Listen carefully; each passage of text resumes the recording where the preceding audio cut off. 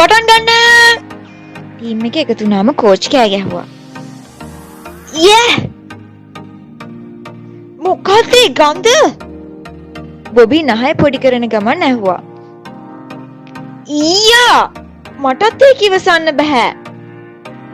රේ එකඟ වුණා. කවුද ගඳ ගහන්නේ? ජසන්ගේ කටහඬ දෝංකාර දුන්නා. මම! මොලි එයාගේ බර කටහඬින් උත්තර දුන්නා. ඉතින් ඇයි ඔයා නාන්නේ නැත්තේ? බොබි ඇහුවා. එහෙම නෙවෙයි මේ ලූණු. මොලි උත්තර දුන්නා. ලූණු? ඒ මොකටද? ජසන් ඇහුවා. බලයට ආල නැද්ද ලූණු කෑවම බලය වැඩි වෙනවා කියලා?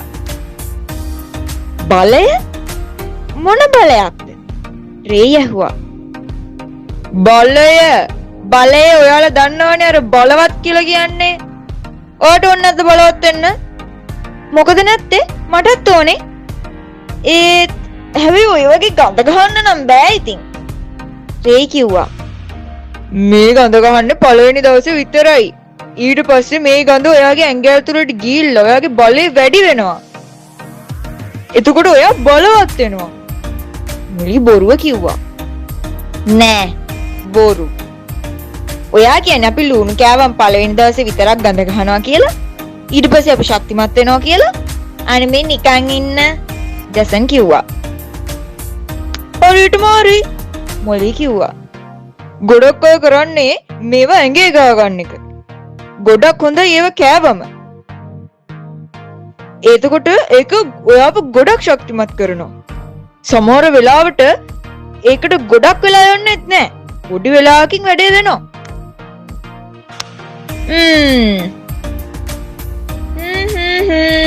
මං කරලා බලන්න. රේ කිව්වා. ඔයා කරලා මටත් කියන්නකෝ මොකෝ උනේ කියලා. බොබි කිව්වා. ජසන් හයියෙන් hina වුණා. මට මැවිලා පේනවා මිස් බ්ලූම්ගේ මූණ මේ ලී ගඳ ගගා පන්තියට ආවොත් එහෙම. අද මොලී කියන ළමයා පර්ෆියුම් එකක් ඇඟේ හලාගෙන අපිව මරපු නැති ටික විතරයි. මිස් බ්ලූම් හිතාවි මුළු පහවසරම ගඳ ගගා ඇවිත් එයාව එලවල දාන්න හදනවා කියලා. කරන්න ළමයි. අපිට ගේම් එකට තව සතියයි තියෙන්නේ. ඔයාලා ප්‍රැක්ටිස් ඕනේ නෑ වගේ ඉන්න එපා. කෝච් මොර දුන්නා. හැමෝම දුවන්න පටන් ගත්තා. ඒත් පුළුවන් හැම වෙලාවකම එයාලා මොලි ළඟට එන එක මග ඇරියා. දුවන්න! කෝච් බෙල්ලන් දුන්නා. මොලිට මාරම සනීපයක් දැනෙන සීතල සුළඟ මූණේ වදිද්දි. එයා හැමතිස්සෙම ගොගල්ස් දෙකයි හෙල්මට් එකයි දාගෙන ඉන්න නිසා එයාට රස්නේ. එයා වේගෙන් දිව්වා. වේගෙන් දුවන තරමට එයාට සනීපයි. එයාට දැන් හරිම සතුටුයි. මොලිට කිසිම ගාණක් නෑ එයා කාගේ ටීම් එකේද කියලා. මොකද බ්‍රීව්සියා ඉක්මනින්ම ගෙදර එනවා. එයාට අද ගණන් වලට ඒක. කොලිනුත් එයත් එක්ක තරහින් නෙමෙයි ඉඳියේ. ඒ වගේම එයාගේ පළවෙනි ෆුට්බෝල් ගේම් එකත් ළඟම එනවා. ඉතින් මේ ඔක්කොම නිසා මොලි හරි කල්පනාවකින් නෙමෙයි හිටියේ. මීට් ග්‍රයින්ඩ් එකට පොලිමක් හදන්න. කෝච් බෙරිහන් දුන්නා. මොලි බොබීට පිටිපස්සෙන් හිටගත්තා. එයා එයාගේ වාරේ එනකම් ඉවසිල්ලෙන් බලාගෙන හිටියා. එයා ජසන් දුවනවා බලාගෙන හිටියා. ජසන් අර ඩමිස් දෙක අතරින් දුවන්න කලින් නැමුණා. එයා නැමිලා තමයි ගියේ. ඒක නිසා ඩමිස් දෙක එකට හැප්පුණාට ජසන් ඒකට අහුුනේ නැහැ. මොලිගේ හිතට මේක කාපැතුණා. ඒක හැබැයි හොඳ ආරම්භයක්. බොබි එයාගේ වාරේදී මූණ බිම ඇරෙන්න බිම වැටුණා. මොලි කකුල් දෙකයි එක අතකුයි බිම තියලා රෙඩි වුණා. ඊළඟට මීට් ග්‍රයින්ඩ් එක පැත්තට දිව්වා. එයා ඒවට කිට්ටු වෙනකොටම එයා නැමිලා බුලට් එකක් වගේ වේගෙන් දිව්වා. ජසන් මේක බලාගෙන ඉඳලා මුළු හදවතින්ම අප්පුඩි ගැහුවා. ෂා!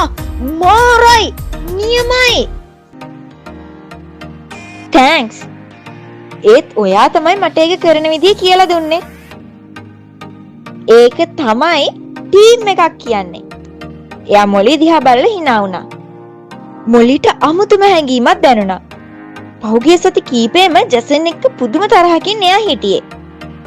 එයාට තේරුනේ නෑ ජසන් සමහර වෙලාවට මානසික වෙන්න පුළුවන් කියලා. එක පාරටම මොලිට හිතුණා එයා ජසන්ට එච්චරම වෛර කළේ නැත්නම් කියලා. ඊට වඩා හිතන්න ගොඩාක් දේවල් තියෙනවා. කෝච් බෙරිහන්දිදී එයාලව ඊළඟ සතියේ තියෙන මැච් එකට ප්‍රැක්ටිස් කරනවා. ප්‍රැක්ටිස් හරිම දිගයි. හරිම අමාරුයි. මොලි ගෙදර ගිහිල්ලා නාන්න ගියාම එයාට හිතුණා මහන්සිය වැඩිකමට එයාට ටබ් එකේම නිින්ද යාවි කියලා. ඒත් එයාගේ තාත්තා ඇවිල්ලා දොර තට්ටු කරලා රෑ කෑම වෙලාව කියලා කිව්වම තමයි මොලිට ටබ් එකෙන් එළියට එන්න මතක් වෙන්නේ. Okay. නාලා රෑ කෑම කාලා මොලි එයාගේ හෝම්වර්ක් ටික කරන්න ලෑස්ති වුණා. එයාගේ පවුල අද ටිකක් වේලාසරින් කෑම ගත්තා. මොකද අම්මයි තාත්තයි බ්‍රීව්සියා බලන්න යන්න ඕනනේ. ඒත් හැබැයි එයාලා තාම ලෑස්ති වෙලා නැහැ. මොනින් නිල් පාට කොලයක් අරගෙන ඒකෙන් හાર્ට් එකක් කැපුවා. එයා ඒකේ අයිනෙන් හිල් දෙකක් කපලා සුදු පාට රිබන් එකකින් බෝ එකක් යට ගැහුවා. ඊට පස්සේ පුංචි රත්තරන් පාට හાર્ට් එකක් අරගෙන මැද්දෙන් නැලෙව්වා. ඊළඟට එයා පුටුවේ පස්සට වෙලා එයාම කරපු මේ වැඩේ දිහා බලාගෙන සතුටු වුණා. Get well soon. එයා එයාගේ ලොකු අකුරු වලින් ලස්සනට ලිව්වා. තාත්තේ මේක බ්‍රීව්සියට දෙනවද? මොලි තාත්තා කෝට් එක දාන අතරේ ඇහුවා. තවත් බිස්කට් නම් නෙමෙයිනේ. තාත්තා කාඩ් එක අතට ගන්න ගමන් ඇහුවා. නෑ මේ කාඩ් එකක්. මොලි තාත්තට කිව්වා. තාත්තා මොලිගේ නළල ඉම්බා. ඔයා දැන් ලුණු ෆැක්ටරි එකක් වගේ ගඳ නෑනේ. ඔයා අක්කගේ ෂැම්පෝ ගෑවනේ. කොහොමද තාත්තා දන්නේ? මොලි කට අරගෙන ඇහුවා. හොඳ නායක් තියෙන්නේ. එයාට කියන්නනේ කෝකටත්. තාත්තා දොර ළඟට යන ගමන් කිව්වා. කාටද? මොකද්ද කියන්නේ කොහොඳ? ඩ්‍රාමා ප්‍රැක්ටිස් ඉවර වෙලා එන ගමන් කොලින් ඇහුවා. අම්මා එයාගේ කෑම එකේ රස්නෙන් තියලායි තිබුණේ. මම ඔයාගේ ෂැම්පෝ එක පාවිච්චි කළා කියලා ඔයාට කියන එක හොඳයි කියලා තමයි තාත්තා කිව්වේ. ඔව්. තරහ ගන්න එපා. පොඩ්ඩක් ඉන්න. මොලි අක්කා ඇස් දෙක කරකෝලා එයා දිහා බලන අතරේ අයැද්දා. එයා කොලින්ට මුළු කතාවම කිව්වා. ක්ලාස් එකේ පර්ෆියුම් එකෙන් පටන් අරගෙන ප්‍රැක්ටිස් එකේදී පිරිමි ළමයින්ට කියපු කතාත් කිව්වා. කොලින්ගේ කටකොන ගැහෙන්න ගත්තා. ඊට පස්සේ එයා හෙන අයියෙන් hina වුණා. මන් දන්නේ නෑ මේ ළමයි කොහොම ඔයාගේ ඉවසයින් ඉන්නවද කියලා. කොලින් කිව්වා. හැබැයි මගේ ෂැම්පෝ එක අහන්න නැතිව ගත්ත එකට නම් මගෙන් බේරෙන්න හම්බ වෙන්නේ නෑ. ඔයා දැන් මාත් එක්ක මේ පිඟන් සෝදන්න එන්න ඕනේ. මොලි නම් පිඟන් හොදන්න කැමති නැහැ.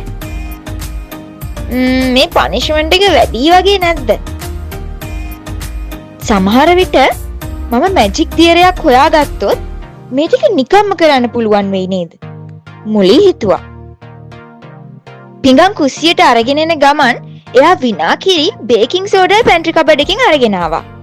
එයා බේකින් සෝඩා බෝතලෙන් භාගයක් විතරයි විනාකිරි ඒ භාජනයටම දැම්මා. ඊට පස්සේ මෙන්න එක බුබුලු දාන්න පටන් ගත්තා. මොලි එයාටම hina වුණා. පිස්සු දවසකට නියම පිස්සු නිමාවක්.